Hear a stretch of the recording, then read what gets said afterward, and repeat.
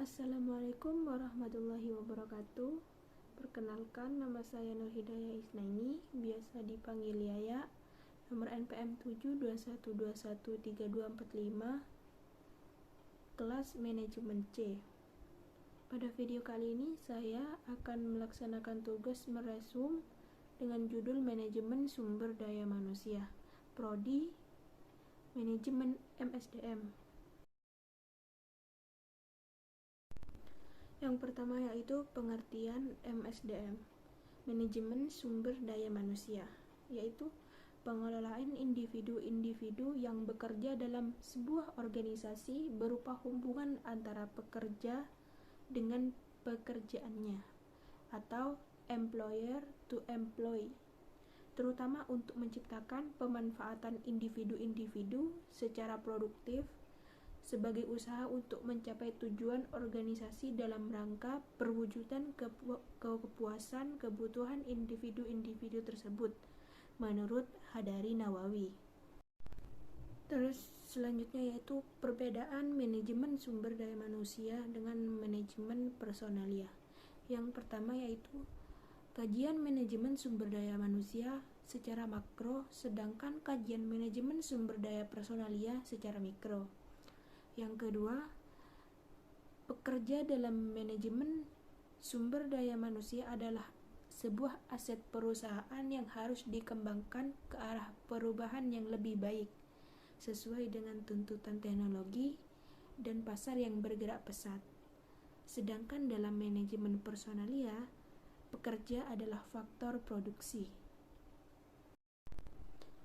Sedangkan persamaan dari MSDM dan manajemen personalia yaitu MSDM dan manajemen personalia sama-sama ilmu yang mengatur tentang manusia dalam organisasi agar dapat berpartisipasi aktif untuk mewujudkan tujuan organisasinya.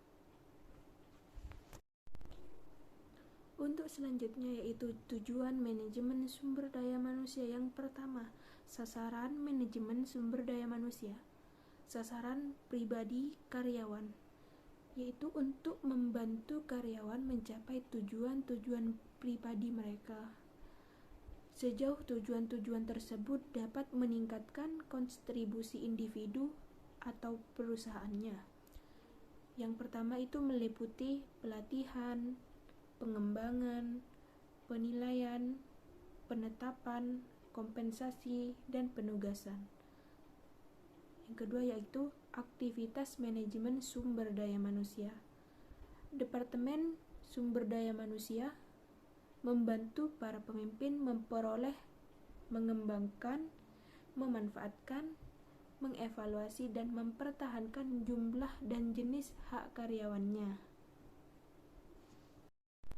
Tujuan yang selanjutnya yaitu tujuan akhir yang ingin dicapai manajemen sumber daya manusia pada dasarnya adalah yang pertama, peningkatan efisiensi, yang kedua, peningkatan efektivitas, yang ketiga, peningkatan produktivitas, yang keempat, untuk merendahkan tingkat perpindahan pegawai, yang kelima, rendahnya tingkat absensi, yang keenam, tingginya kepuasan kerja karyawan.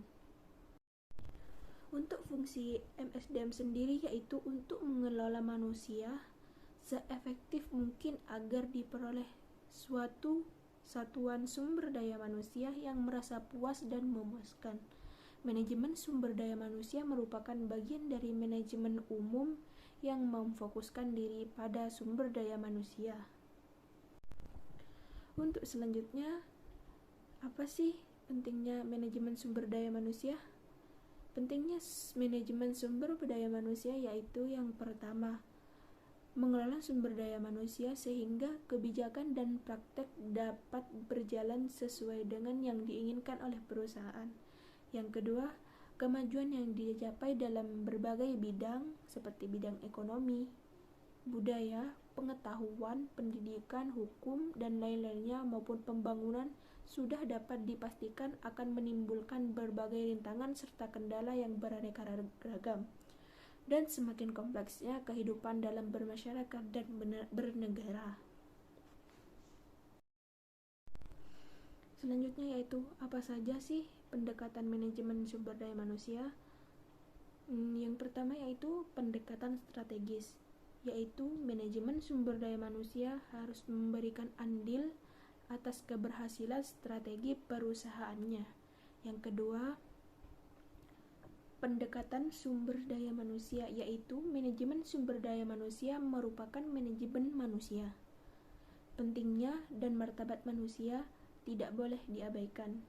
Yang ketiga, pendekatan manajemen, yaitu manajemen sumber daya manusia merupakan tanggung jawab setiap manajer. Yang keempat, pendekatan sistem, yaitu pendekatan sumber daya manusia berlangsung di dalam sistem yang besar, yakni sebuah perusahaan.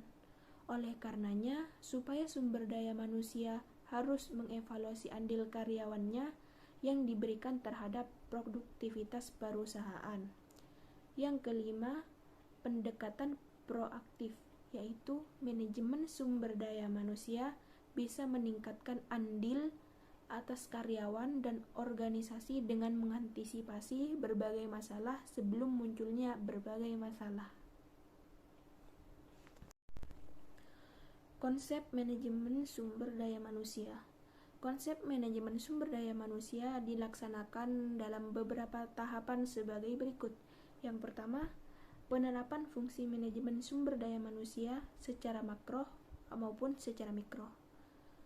Penerapan fungsi-fungsi manajemen dalam manajemen sumber daya manusia, arti makro adalah fungsi-fungsi pokok manajemen umum atau fungsi manajerial.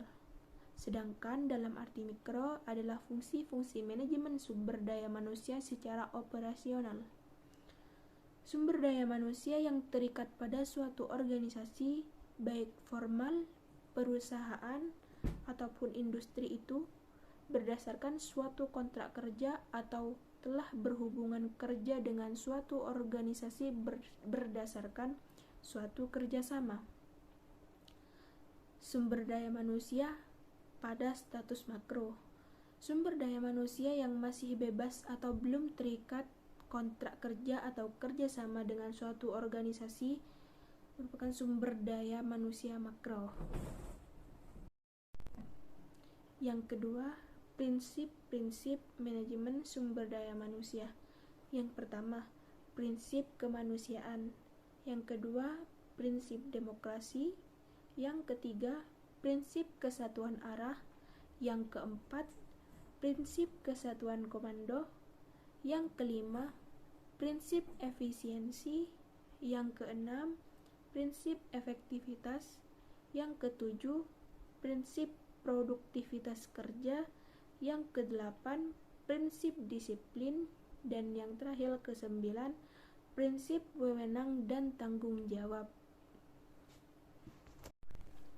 Praktik pengelolaan sumber daya manusia. Praktik manajemen atau pengelolaan sumber daya manusia pada dasarnya merupakan kegiatan-kegiatan sebagai pelaksana fungsi operasional manajemen, analisis jabatan, perencanaan kebutuhan karyawan, pengadaan, pengembangan, kompensasi, integrasi, pemeliharaan, serta pemberhentian dan pensiun. Perkembangan manajemen sumber daya manusia. Manajemen sumber daya manusia timbul sebagai masalah baru pada dasawarsa 1960-an.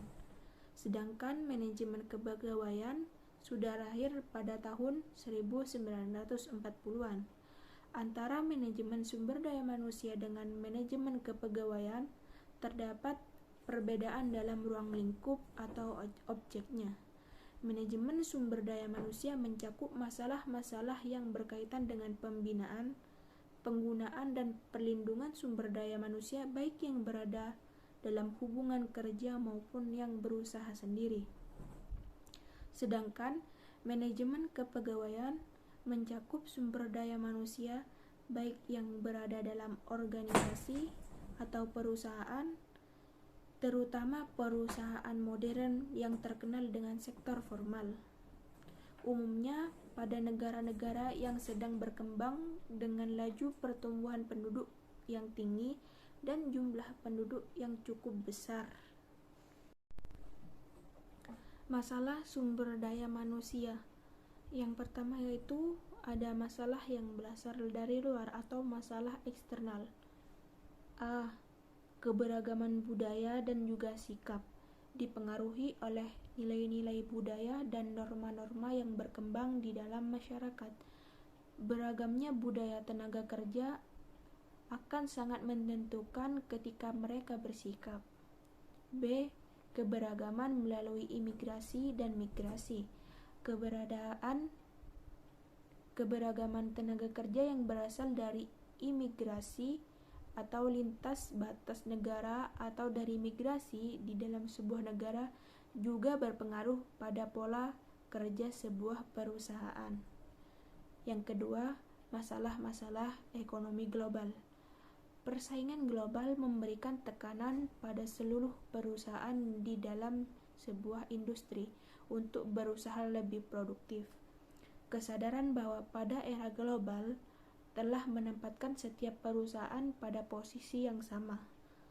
Karena era globalisasi telah menempatkan sikap perusahaan pada posisi yang sama, di era ini tanpa adanya batas yang disertai dengan persaingan yang serba ketat, berat, dan cepat. Yang ketiga, masalah-masalah pemerintahan. Melalui pemberdayaan undang-undang, pemerintah memiliki dampak langsung dan segera terhadap para manajer dan fungsi sumber daya manusia. Keterlibatan pemerintah di dalam hubungan ketenagakerjaan yang dimaksud ini untuk mencapai sasaran-sasaran masyarakat melalui peniadaan praktik-praktik yang dianggap bertentangan dengan kebijakan pemerintah. Terus selanjutnya yang keempat yaitu masalah organisasi. A. Serikat pekerja. Serikat pekerja mencerminkan sebuah masalah sosial bagi perusahaan yang berserikat dan sebuah masalah potensial bagi perusahaan-perusahaan yang tidak berserikat. Aktif tidaknya serikat pekerja, komposisi karyawannya, jenis usaha perusahaan, lokasi perusahaan akan banyak berpengaruh bagi keberadaan perusahaan. Perserikatan juga bisa berarti perserikatan antar perusahaan sejenis. B. Sistem informasi. Kualitas keputusan-keputusan sumber daya manusia tergantung pada kualitas informasinya.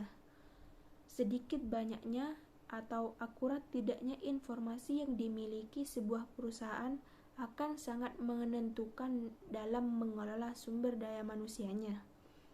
Yang C. Budaya perusahaan dan konflik. Budaya perusahaan merupakan produk seluruh figur perusahaan. Orang-orangnya, keberhasilan dan kegagalannya, pada dasarnya budaya perusahaan pada setiap perusahaan berbeda, meskipun pada usahanya yang sejenis. Yang kelima yaitu masalah-masalah profesional. A. Masalah sertifikasi, yaitu kompensasi, tunjangan, pekerjaan dan hubungan tenaga kerja, penyelesaian dan penempatan, pelatihan dan juga pengembangan. B. Kebutuhan profesional lain. Manajemen sumber daya manusia bukan merupakan disiplin yang jelas-jelas terpisah atau tersendiri, seperti halnya masalah sosial, kedokteran, atau ekonomi. Manajemen sumber daya manusia diambil pada sejumlah disiplin. Yang C. Manajemen sumber daya manusia dalam perspektif. Pada dasarnya, manajemen sumber daya manusia untuk mendorong agar strategi organisasi dapat berjalan dengan efektif dan efisien maksimum pada sebuah cara bertanggung jawab secara etis dan sosial. Bila masalah-masalah tidak terpenuhi, maka manajemen sumber daya manusia tidak akan mencapai tujuannya. Masalah yang keenam yaitu masalah sumber daya manusia internasional. Yang A. Penanggulangan masalah sumber daya internasional. B. Masalah keberagaman gugus kerja. Yang C. Kesadaran budaya. Yang D. Asumsi. Yang E. Struktur departemen. Dan yang F terakhir, hak tenaga kerja.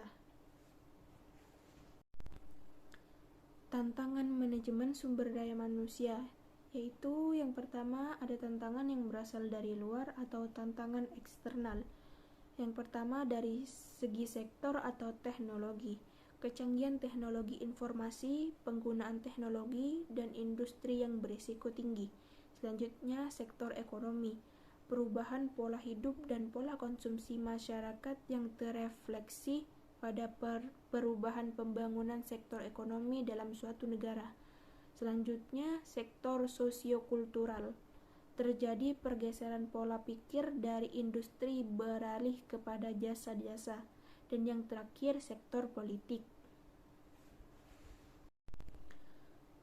Yang kedua yaitu tantangan yang berasal dari dalam atau tantangan internal. Yang A. Keuangan. B. Penjualan. C. Servis. D. Produksi. E. Serikat pekerja. Dan F. Budaya dalam organisasi. Demikian video yang dapat saya sampaikan. Terima kasih kepada para penonton yang sudah menonton video tugas resum saya. Kurang lebihnya mohon maaf. Wassalamualaikum warahmatullahi wabarakatuh.